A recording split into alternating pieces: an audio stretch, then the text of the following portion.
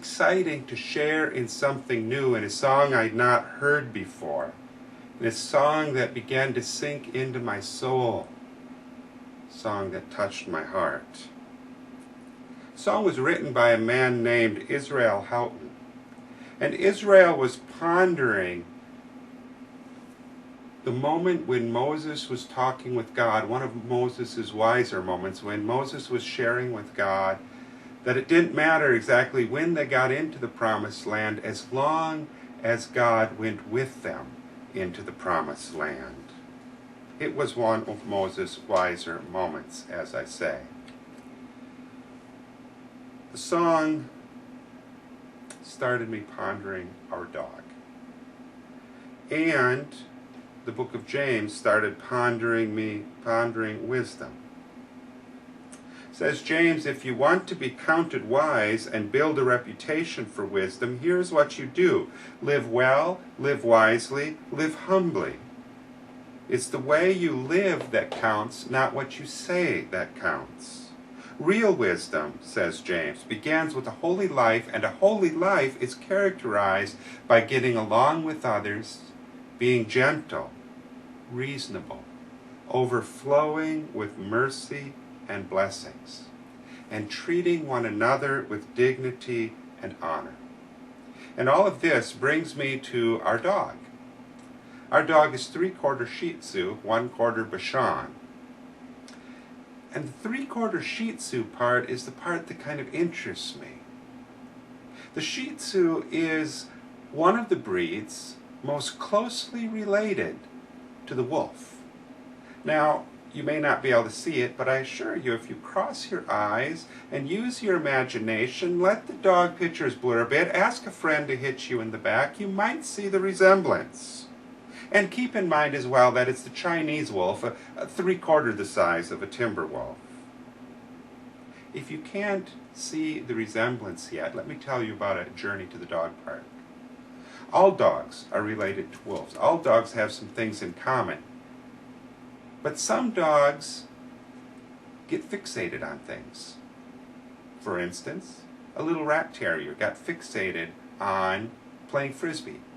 The woman told about the frisbee game they played the other night. She tossed the frisbee for 2 hours. The little rat terrier fetched the frisbee for 2 hours, wanted to keep playing even after 2 hours. We watched. The little rat terrier would pull the frisbee out of her hand and shake it on the ground, then give it back to her, want to play more.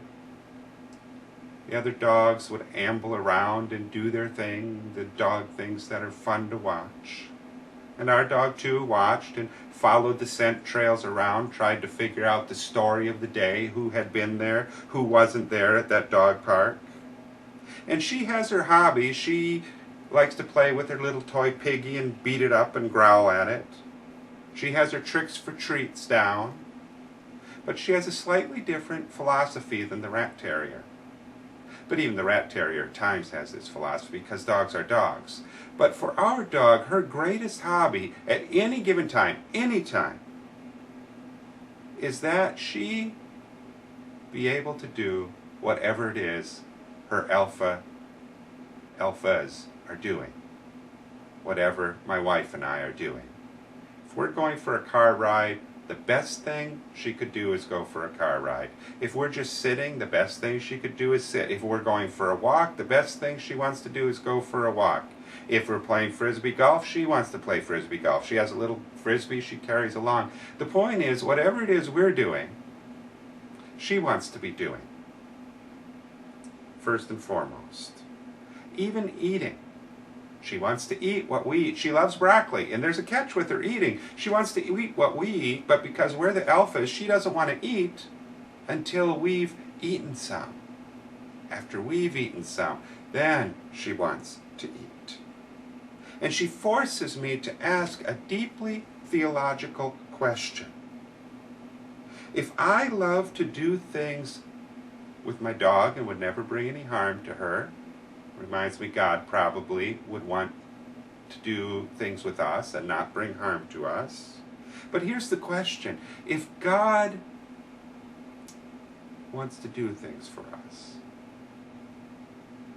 And if I want to do things for my dog, and it turns out my dog is grateful for whatever path I lead her on, as long as I'm leading her, as long as I'm with her, doesn't that challenge me to ask, am I grateful for whatever path God is leading me on, as long as God is leading me on it, as long as God is with me?